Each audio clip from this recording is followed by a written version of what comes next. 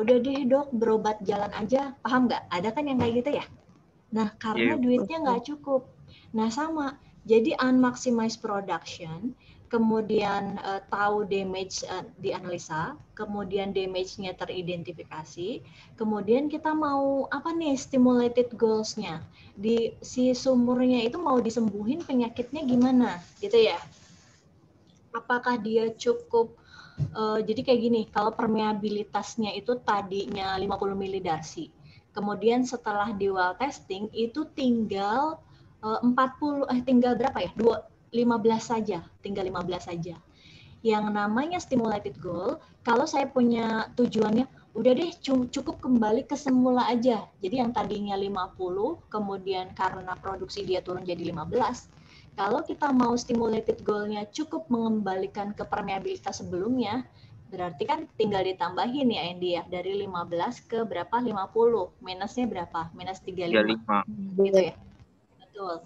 Itu stimulated goal hanya dia mengembalikan ke permeabilitas yang sebelumnya. Gitu ya. Tapi kalau stimulated goal-nya itu dia mau memperbesar permeabilitas.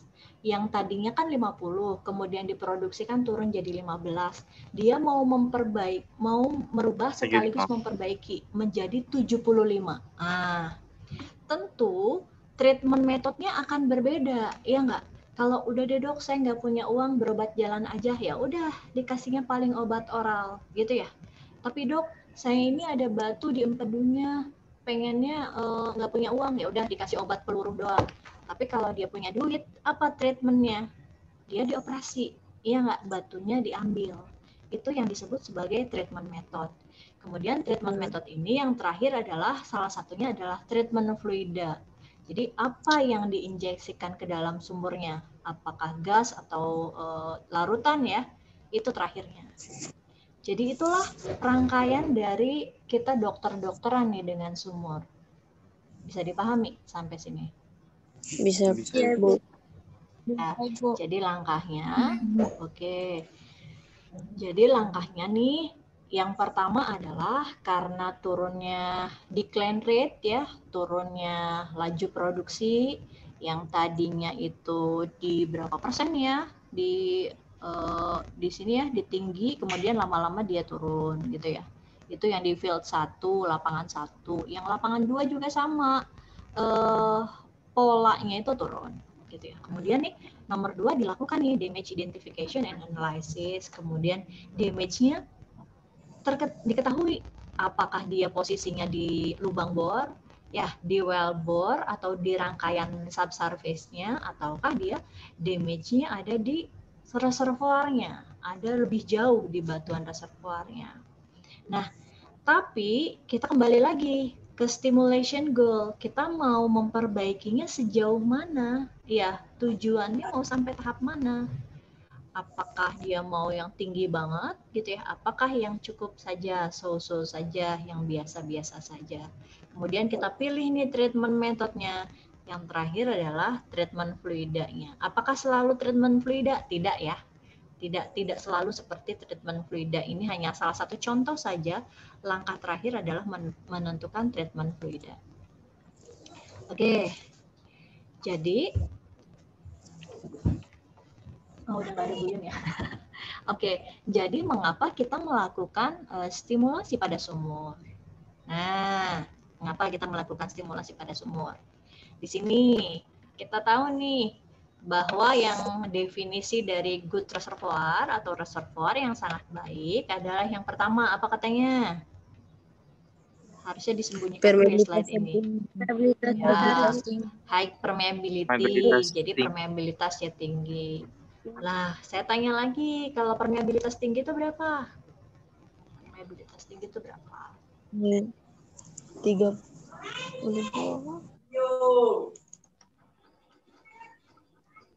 Apa? Permeabilitas tinggi, dikatakan baik lah ya, itu sebetulnya di atas 15 ya. Satuannya apa satuannya? Milidarsi. Betul, milidarsi, betul. Darsi, pakai mili ya, milidarsi. Oke, milidarsi. Kemudian Ada semua ya, Ila udah masuk ya. Oke. Kemudian dia mempunyai high oil and gas saturasi. Saturasi itu apa saturasi? Perbandingan volume pori-pori, Bu. Ya. Mudahnya adalah saturasi adalah fluida yang mengisi pori-pori. Iya nggak? Jadi si yang mengisi pori-porinya tuh inginnya oil and gas yang paling banyak. Ya, jangan water. Paham kan? Jadi yang namanya good reservoir adalah memiliki saturasi, ya nggak? Jadi di kamar-kamarnya tersebut, di kamar-kamar pori batuannya berisi oil and gas. Yang ketiga adalah dia mempunyai tekanan, ya nggak? Tekanan yang besar. Mengapa kita memerlukan tekanan yang besar? Agar dia bisa mengalir, ya nggak? Ke lubang bor. Syukur-syukur dia mengalir ke permukaan. Itu yang disebut sebagai natural flow. Kalau dia nggak bisa mengalir ke permukaan sendiri, kita menggunakan artificial lift. Oke, itu yang disebut sebagai good reservoir. Nah, mana tadi? Ngilang. Nah, tetapi ya, pada suatu ketika low production-nya rate, gitu ya. Apa nih? Laju produksinya itu turun atau iya, produksinya tidak maksimal. Nah, berarti kan kita lihat nih, padahal definisi good reservoir kan yang tadi ya, yang di atas. Nah, jadi nanti kita bisa tahu tuh reservoirnya kenapa dengan permeability-nya, ada apa dengan saturasinya, ada apa dengan reservoirnya, seperti itu. Nah, ini kita lihat. Ini persamaan apa nih? Q sama dengan KH apa nih? Darcy ya? Darcy bukan?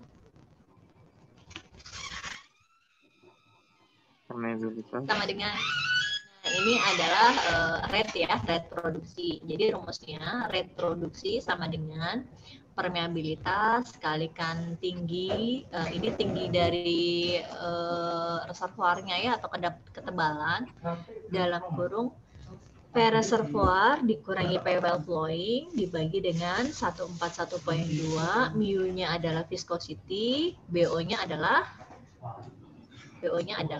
apa BO-nya? FPF Ibu, faktor volume formasi. Oke, faktor volume ya, faktor volume formasi dari oil ya. Jadi di reservoir barrel dijadikan ke stock tank barrel. Kemudian ln RE-nya adalah radius drainage, radius pengurasan, RW-nya radius well ditambahkan dengan skin factor. Jadi low production in good reservoir. Jadi kalau misalkan tadi K-nya baik, permeability-nya baik, kemudian tekanannya baik, kemudian apanya lagi tadi, saturasinya baik, tapi kenapa masih production-nya low? Nah, otomatis kita lakukan pengujian, ya nggak? Gitu. Nah, ini adalah observe significant production decline on short time. Jadi di sini ada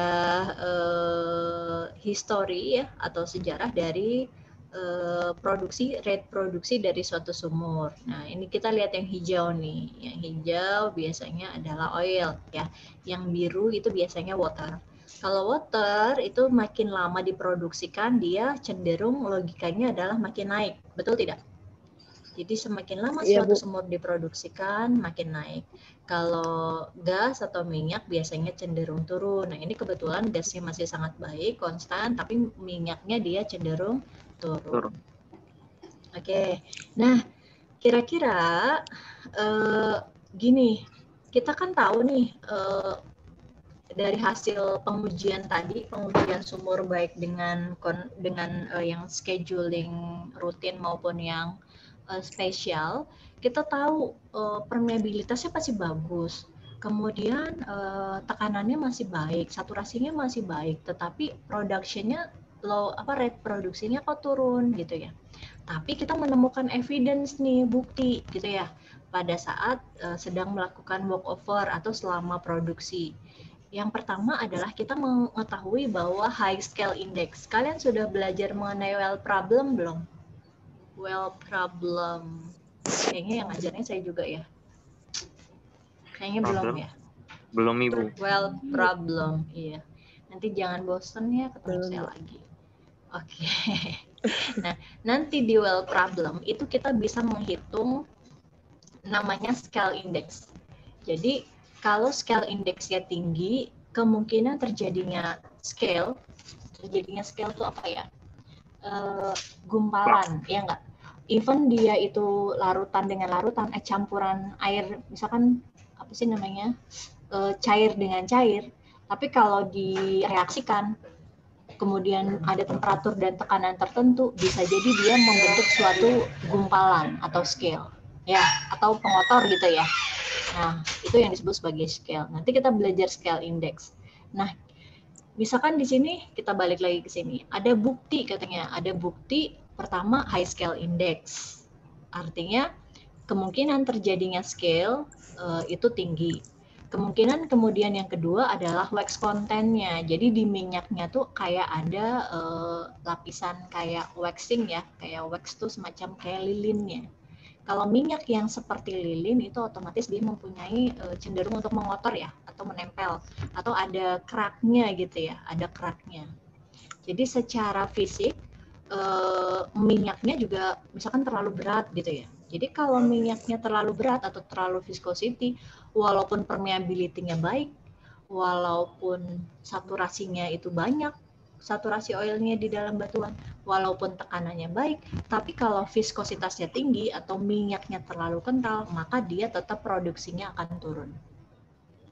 Nah, itu kemungkinan bukti bahwa mengapa reservoirnya masih baik, tapi produksinya masih kecil gitu ya. Nah, kemungkinan yang pertama adalah adanya scale atau penumpukan di sepanjang wellbore-nya. Jadi kalau kamu mengalirkan minyak atau gas dari bawah ke atas, itu nggak bisa ngalir karena apa? Sepanjang tubularnya itu berisi scale atau kotoran atau kerak-kerak yang menempel. Kemungkinan itu. Ya enggak.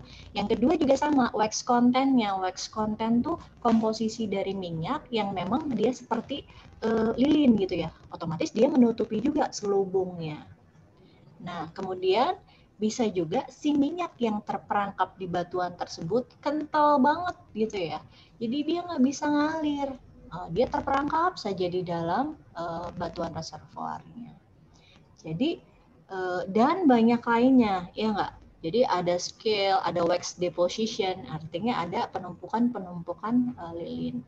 Ada juga karena emulsi. Jadi gini, emulsi itu campuran antara si fluida, naonnya, cairan gitu ya, ketemu dengan gas. Kan gede-gede ya, jadi butirannya sludge ya. Nah, itu susah mengalirnya gitu ya, susah mengalirnya karena terlalu besar seperti itu. Itu yang disebut sebagai sludge. Kalau emulsi campuran antara minyak dan air, jadi dia nggak bisa misah antara minyak dan air. Nah, itu adalah evidence atau bukti-bukti yang bisa mempengaruhi turunnya produksi di reservoir yang baik. Nah, seperti itu. Bisa dipahami nggak kira-kira saya ngomong panjang lebar nggak jelas ini? Ya. Saya Ibu. Paham ya? Bisa Ibu. Jelas ya? Bisa dipahami. Oke. Nah, jadi tadi kita ceritanya ini reservoirnya baik, tetapi produksinya turun. Tetapi kita menemukan bukti. Adanya scale, adanya emulsi, kemudian minyaknya terlalu kental. Nah, apa yang kita lakukan? Nah, ya, ada namanya mata kuliah stimulasi. Ya, jadi bisa dibayangkan ya, apa itu stimulasi kira-kira nih? Apa nih sebelum lanjut? Ada yang mau jelasin nggak kira-kira stimulasi itu apa?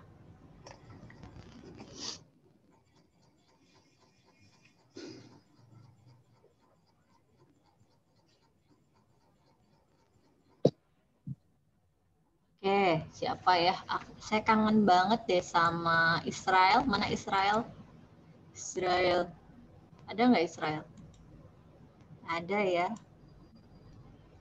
Israel udah gemukan belum kamu sekarang? Tidur jangan-jangan.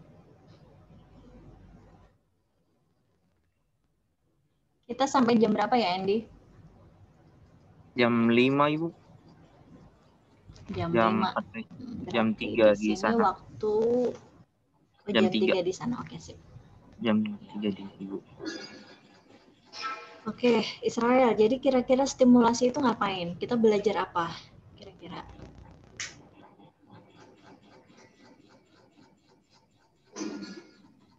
Rangsang. Oke. Rangsang atau apa? Nggak tahu, belum ya? Sumur untuk apa? Itu pekerjaan proses merangsang ya, Bu. Untuk meningkatkan permeabilitas formasi. Bisa juga benar, untuk benar. Ya, Bu. Iya, betul. Terus ya betul, apa lagi? Bisa meningkatkan harga permeabilitas formasi yang mengalami kerusakan sehingga dapat memberikan laju produksi yang sangat besar. Oke. Kamu lihatnya di mana? Lihat di Google ya? Lihat Google tapi bukan ambil semua ya, Bu. Oh iya, bener ya. Lihat di Google, pintar. Jadi kalau stimulasi ada yang lain nih. Siapa nih? Yang ke gap pacaran tuh siapa ya? Meladi apa satunya lagi? Siapa ke gap pacaran? Mana nih? Bukan. Nggak ada ya? Andy nggak ada ya? Siapa, Ibu? Lupa. Deborah. Ya, Deborah, betul. Deborah. Nggak ada Deborah. Nggak hadir, Ibu. Saya telepon WA-nya nggak aktif, Ibu. Berarti betul ya, fix pacaran. Oke, stimulasi. Jadi stimulasi betul-betul kata Israel ya, salah satunya adalah kegiatan untuk meningkatkan apa dia? Kapasitas dari well atau produktivitas dari well-nya, gitu ya. Jangan lupa close your eyes frequently ya. Sering-sering kedip-kedip mata. Oke. Di sini ada production of low capacity, ya nggak? Nah, tergantung di mana ya damage-nya atau problemnya ada di mana gitu ya. Jadi kita list dulu nih. Jadi reduction of low capacity, jadi berkurangnya dari kapasitas aliran itu bisa jadi karena ada masalah di across the wellbore. Jadi across the wellbore tuh ini ya, dari atas sampai ke lubang bor. Itu yang definisi wellbore. Oke. Kalau di reservoirnya, jadi di sini si casing kemudian di perfo, ini yang disebut sebagai critical matrix area atau ini yang disebut sebagai reservoirnya. Jadi ada dua tempat ya, ada di wellbore, across the wellbore, and di critical matrix area. Jadi ada yang di batuannya, di reservoirnya. Oke, kalau yang di sepanjang wellbore kita lihat nih, adanya scale damage. Tuh lihat scale tuh yang kayak gini nih. Ya, tumpukan-tumpukan kotoran itu scale. Ada yang scale-nya lunak, yang gambar ini, kelihatan ya kursor saya. Ada yang scale-nya itu padat nih, jadi dia kayak berkerak gitu ya. Nah, kalau yang atas ini biasanya larut di asam. Caranya adalah kita menginjeksikan asam ke wellbore, ya nggak? Maka si kotoran ini akan runtuh gitu ya. Itu bisa disebut sebagai injection acid, ya nggak? Injection acid. Nah, atau juga kalau nanti ada yang lebih jauh acidizing, ya nggak?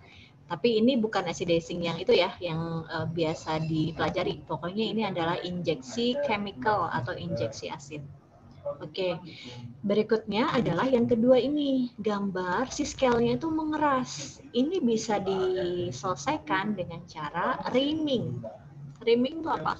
Jadi karena keras, otomatis kamu mengenal nggak OD dan ID? Apa itu OD dan ID? Istilah outside OD diameter dan ID. inside diameter, Ibu. Ya, betul.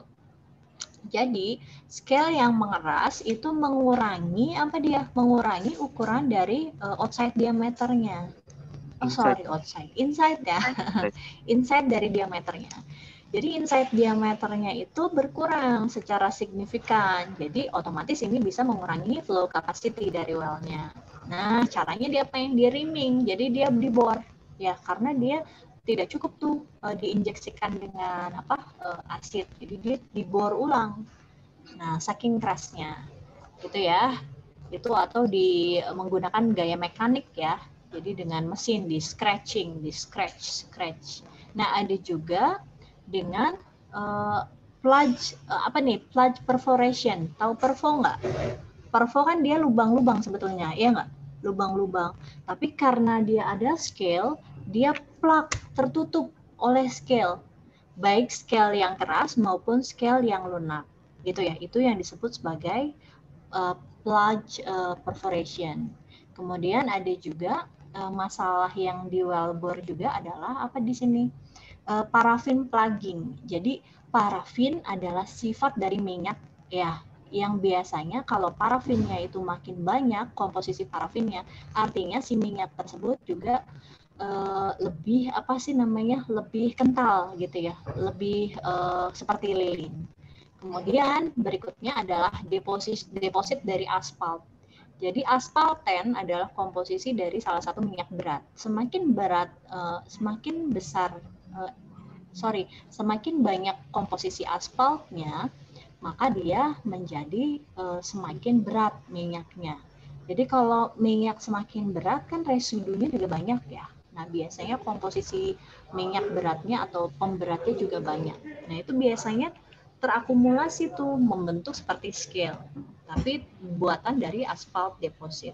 Wax deposit adalah tadi ya, lilin dari parafinik biasanya mengandung wax juga. Dan seterusnya. Jadi kotoran-kotoran yang di sepanjang lubang bor itu ada yang karena scale, ada yang sandfill. Sandfill itu apa sih? Pasir ya. Kan kalau minyak biasanya di sandstone atau batuan pasir. Nah, kemudian pasirnya itu butiran-butirannya itu pada terproduksi, terus habis itu dia menumpuk di sepanjang lubang bor. Itu juga bisa menyebabkan flow capacity dari sumur tersebut berkurang. Itu adalah damage atau kerusakan yang berada di sepanjang wellbore. Oke, sekarang kalau yang di critical matrix area, apa tadi critical matrix area? Daerah kritis. Critical matrix di pelajaran mekanika reservoir ya, bukan di pelajaran matematika. Matrix apa matrix? Matrix. Batuan, inget nggak? Ada yang matrix, ada yang bulk, ada yang grain, inget nggak? Lupa ya? Mekanika reservoirnya kelas berapa lupa ya. Oke, pokoknya dia bercritical matrix area, artinya di batuan reservoirnya, ya, bukan di lubang bornya. Oke, bisa dipahami? Feli, are you okay, Feli? Feli, bisa ngikutin nggak, Fel? Susah nggak, Fel? Masih bisa ngikutin ya, Fel? Oke. Jadi masalah yang kemungkinan terjadi di matrix area. Dipakai Mas Lukman udah. Udah terkunci gitu. Ya, saya bukakan. Apa ya? Ruangan. Mana Mas? Lanjut. Ya maaf ya, gantian di sini aku berisik. Oke. Yang pertama adalah drilling mud damage. Jadi drilling mud damage itu adalah pada saat gini dong. Pada saat kalian melakukan pemboran, waktu dulu ya sebelum produksi, ternyata drilling mud-nya itu masuk ke dalam atau memfiltrasi ke lapisan reservoirnya. Nah, misalkan udah belajar drilling mud belum?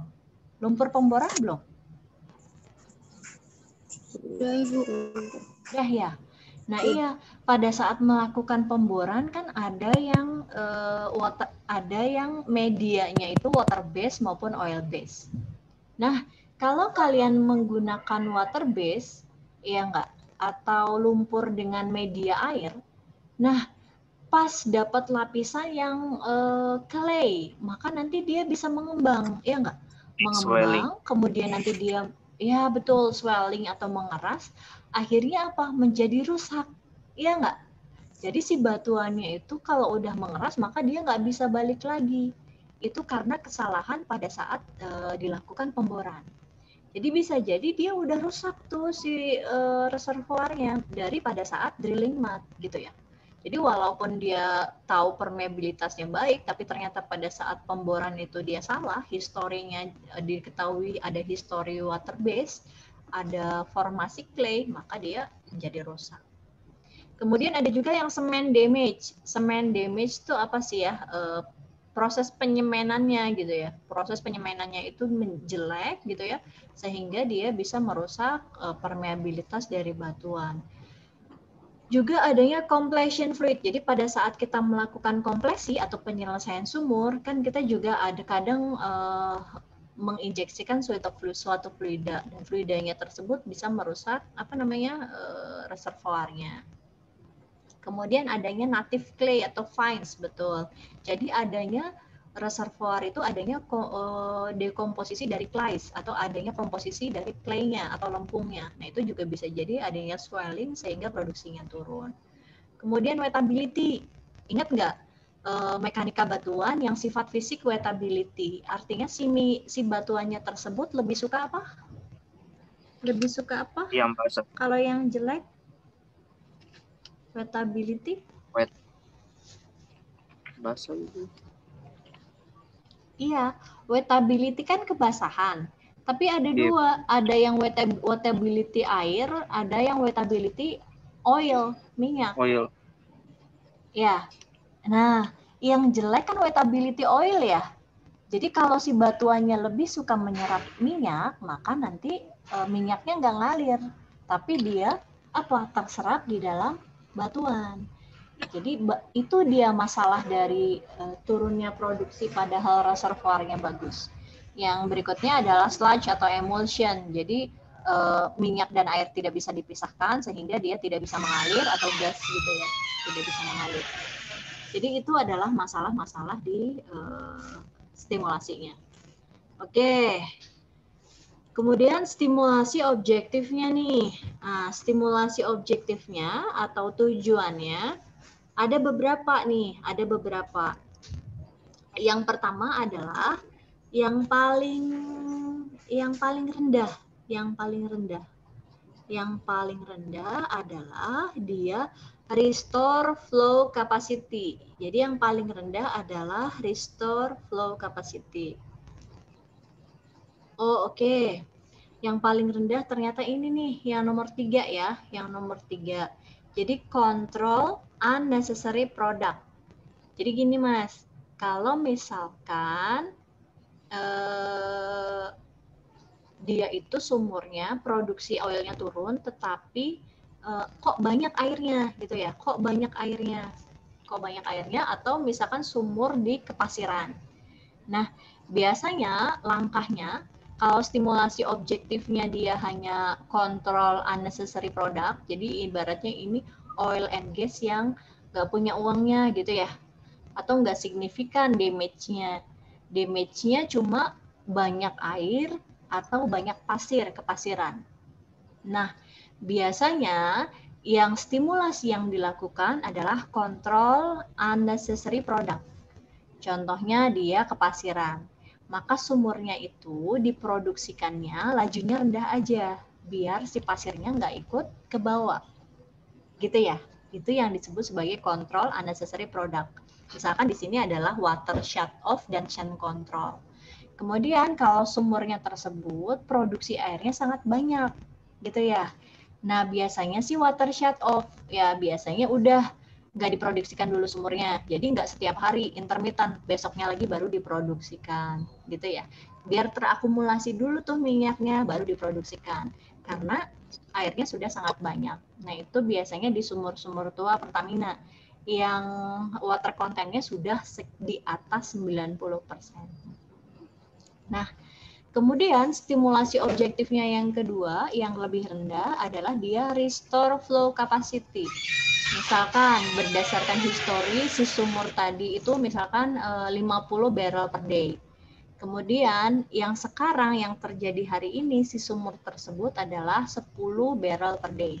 Nah, kalau restore flow capacity itu hanya merubah dari 10 ke 50. Ya, itu kita menggunakan apa? matrix treatment atau wellbore cleanup. Ya, artinya apa? Matrix treatment tersebut. Jadi dia hanya memperbaiki batuan tadi. Ya, batuan tadi misalkan adanya scale di dalam batuan reservoirnya, adanya pengotor di pori-pori batuan. Maka dia disebut sebagai matrix treatment, hanya injeksi chemical. Ya. Kemudian yang kedua adalah wellbore cleanup. Wellbore itu kan tadi ya sepanjang tubing itu tubular dari atas sampai wellbore atau di daerah casingnya itu kita bersihkan. Kalau yang dia keraknya itu bisa larut di asam, kita injeksi asam. Kalau keraknya itu tidak larut di asam, kita gunakan secara mekanik di bor. Jadi itu hanya sampai goalnya adalah restore flow capacity.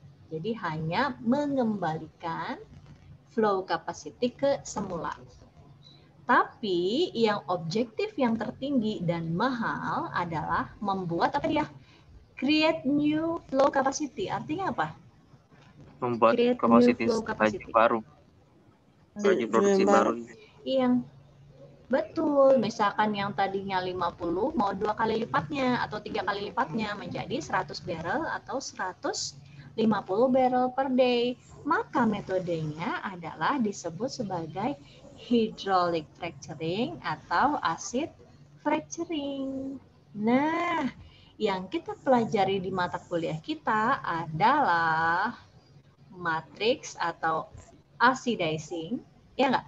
Pengasaman dan hydraulic fracturing. Jadi ada 2 subtopik dari stimulasi kita. Yang pertama adalah acidizing, yang kedua adalah fracturing. Apa itu acidizing? Jadi acidizing yaitu menginjeksikan sejumlah chemical berupa asid, berupa asam ke dalam sumur, baik di wellbore maupun di matriks batuan, gitu ya, agar scale-nya itu bisa hilang atau bisa larut. Atau batuannya itu udah keras ya Mas ya, permeability-nya udah sangat kecil, kurang dari 10 milidarsi. Permeability itu apa sih permeability?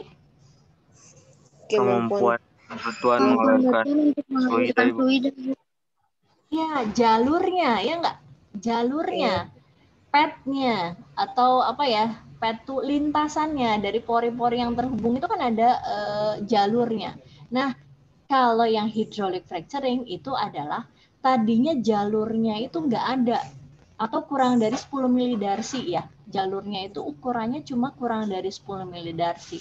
Nah, hydraulic fracturing adalah kita menginjeksikan suatu fluida untuk memecahkan batuan. Jadi si batuannya tuh dipecah sehingga permeabilitasnya baru. Misalkan tadinya 10 milidarsi menjadi 3 kali lipatnya. Ya, 30 sampai 40 milidarsi. Dengan cara apa? Dengan cara batuan itu dipecahin. Dipecah ya. Dengan cara apa? Dipecahnya bukan ditutup ya, tapi diinjeksikan suatu fluida. Udah dipecah, kemudian dikasih ganjelan, namanya propan, gitu ya, agar si minyak atau fluidanya, gasnya itu bisa ngalir. Kemudian dia ke wellbore, naik ke atas. Itulah tujuan dari perkuliahan kita. Jadi kita ngebahas acidizing and fracturing, 2 bahasan itu yang akan kita bahas ya, yang akan kita bahas. Saya kira itu untuk pertemuan pertama. Oke. Banyak ya, nanti kita lanjutkan ini untuk yang float systemnya. Sampai di sini bisa kebayangkan ya permasalahan-permasalahannya? Bisa Ibu. Gimana? Oke, silahkan bertanya. Ada yang bertanya nggak? Ibu bisa jelaskan ulang yang saya mau tanya Ibu. Boleh. Jelaskan yang tadi ulang bisa Ibu, yang acid fracturing. Oh, acid fracturing. Nanti itu ada acidizing, fracturing, kemudian ada lagi ya turunannya. Ada di slide berapa ya ini ya? Oke. Oke, langsung aja ke sini dulu ya. Nih, kita lihat.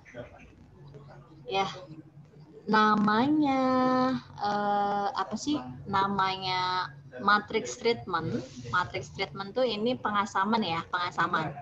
Nih, kalau pengasaman kita lihat nih yang di sebelah kanan nih ya.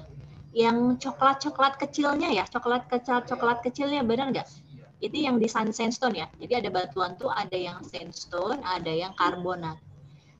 Treatmentnya sama, pengasaman atau oxidizing. Kita lihat nih ya, kalau kita injeksikan di batuan sandstone, maka nanti dia bisa melarutkan yang coklat-coklat ini aja. Kelihatan nggak kursor saya? Kelihatan Ibu. Nah, yang ini loh, yang kayak coklat-coklat ini kotorannya. Ini kan menutup jalur pori ya, menutup permeabilitas ya. Nah, kalau matrix treatment di di sandstone dia diinjeksikan, maka dia larut nih si asamnya sehingga padnya atau jalurnya terbuka kembali. Paham? Paham ya. Ibu. Tapi kalau kita nanti kita belajar tentang oxidizing ya, ini hanya baru pendahuluan. Ini saya langsung ke materinya, pasti kalian bingung. Tapi secara mudah, kalau matrix oxidizing itu diinjeksikan ke batuan karbonat tuh kapur ya. Jadi tidak hanya tidak hanya si scale-nya yang hilang, tapi ternyata dia ada jalur baru, betul nggak? Iya, Ya, Ibu. jalur baru karena si karbonat itu bereaksi dengan asam. Ya, oleh karenanya oxidizing itu lebih efektif untuk yang karbonat. Iya, betul. Nanti kita belajar ini. Jadi apa yang kita pelajari nanti? Yang pertama adalah saya nggak nemu itunya ya. Saya nggak nemu RPS-nya. Nanti RPS-nya saya berikan. Oke. Nah, jadi nanti kita itu akan belajar mengenai di sini adalah saya sambil nulis ini kelihatan ya? Oxidizing. Iya, Ibu. Aduh, ini. Aduh, masih itu ya. Gambarnya pura-pura itu aja lah ya. Ini oxidizing, nanti di sini ada yang hydraulic. Ya, fracturing. Nanti kita bahas mengenai ini ya, dua, oxidizing dan fracturing. Nah, kita belajarnya tentang apa aja? Yang pertama adalah mengenai formation damage ya. Formation damage. Jadi, formation damage tuh yang tadi masalahnya tuh apa aja. Kemudian yang kedua adalah mengenai oxidizing-nya. Oxidizing-nya berarti yang pertama adalah jenis-jenis asid, ya enggak? Jenis-jenis asidnya, jenis-jenis asamnya apa saja. Nanti kita belajar tentang jenis-jenis asidnya. Kemudian program oxidizing. Jadi kalau misalkan suatu sumur itu akan diasid, kira-kira dia butuh berapa asidnya, ya enggak? Berapa, terus kemudian dia peralatannya. Peralatan program asid. Nah, jadi kita itu akan belajar formation damage. Ibaratnya ini damage yang bisa diselesaikan oleh asid. Kemudian nanti kita akan mengenal jenis-jenis oxidizing. Kemudian kita akan belajar mengenai program oxidizing. Jadi kalau kita mau melakukan suatu proses oxidizing, itu kita bikin apa aja, ya. Programnya itu terdiri dari apa aja. Kemudian yang keempat adalah peralatan program oxidizing. Jadi di lapangan itu program peralatannya itu apa aja. Kan dia butuh pompa, butuh tangki, dan seterusnya. Itu dipelajari di oxidizing. Sedangkan di hydraulic fracturing juga kita berbicara tentang ini mekanika batuannya. Kan kita itu kalau fluida fracturing itu menginjeksikan suatu fluida dengan tekanan tinggi. Bayangin ya, kalau batu di kali ada tetesan air aja dia bisa bolong. Iya nggak? Itu kan tekanannya rendah. Tapi kalau yang fracturing itu tekanannya tinggi, akhirnya si batuannya bisa pecah. Nanti kita berbicara mengenai hydraulic fracturing itu mekanika batuannya. Jadi jenis-jenis batuannya, kemudian mekanika fluidanya. Berikutnya ke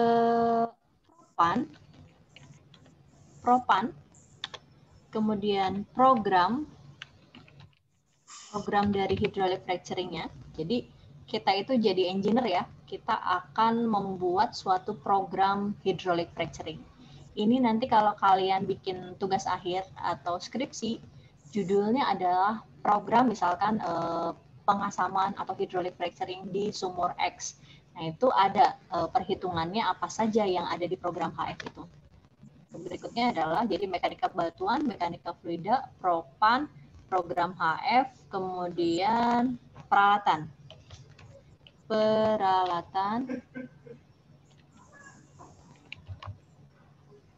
Nah ya mas, sakit. Oh, brainnya sakit.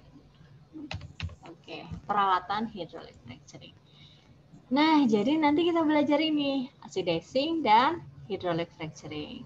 Acidizing nanti berbicara mengenai formation damage, jenis asid, program asid, dan peralatan program asid. Hydraulic fracturing-nya ada yang mekanika batuan, mekanika fluida, propan, program HF, dan peralatan. Oke, dari sini kelihatan nggak? Cus, maaf ya, agak-agak ini. Nah, sama nih sistem kelasnya. Jadi kalau saya itu memaksa Anda untuk belajar dulu. Ya, sekarang ada berapa? 14 orang ya. 14 orang. Maka, jadi Boro sudah masuk, Ibu. Apa? Hai Debbie baru masuk, Ibu. Hai Debbie. Pacarannya udah Debbie. Udah mau jam 3 loh Debbie. Oke. Saya baru tahu barang ya. Tadi apa HP dimatikan. Yang lihat grup Ibu. Okay. Kalau pacarmu HP-nya dimatikan gitu kamu marah nggak? Bercanda saja lah ya. Oke. Marah Nanti ngambek ya. Oke. Kalau saya nggak gitu kok Debbie. Oke, kita nanti berbicara mengenai acidizing dan hydraulic fracturing. Nah, nanti teman-teman dibagi menjadi berapa kelompok nih? 14 ya. Dibagi 7 ya. 2-2 ya. 7 orang. Jadi 2 kelompok. Dibagi 7 kelompok. Oh, 7 kelompok. Kebanyakan 1 orang ya? 2. Satu kelompok 2 orang doang. Ya enggak? Jadi nanti ada yang ngomongin tentang jenis asid, kemudian program asid, kemudian peralatan program asid, ada yang berbicara mengenai propan, program HF, dan peralatan HF. Gitu ya? Oh, cuma 6 ya? Ada.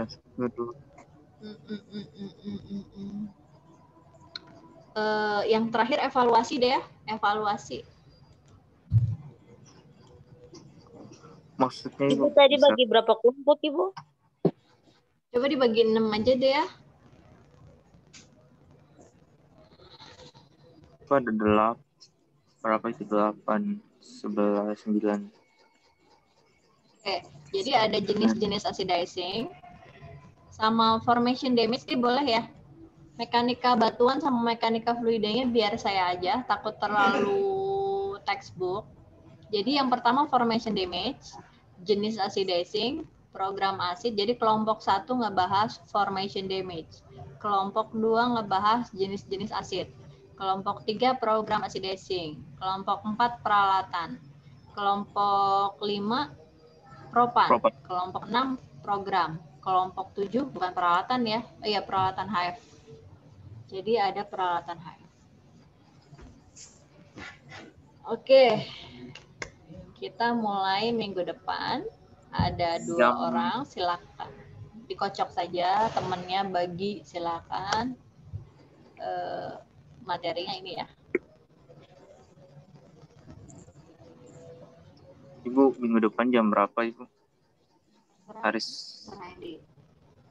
Senin Selasa nih saya kosong ya. Selasa 13.30 waktu Indonesia Barat ini saya kosong. Kemudian Senin itu Baru Senin. Senin siang ya. Senin siang. Udah sih, sisanya itu aku full ya. Di kampus itu full. Gitu.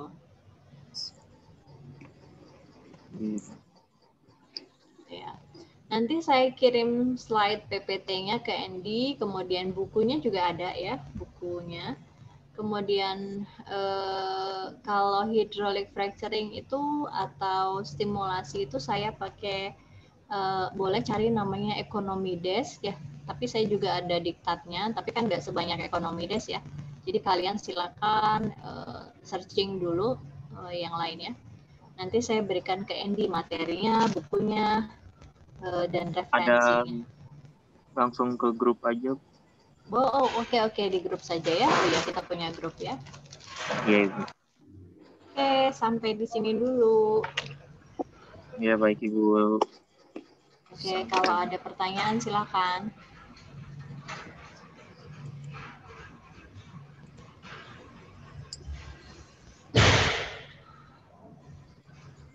Ngantuk ya? Ngantuk nggak di sana? Mau jam berapa? Atau udah lewat ngantuk ya?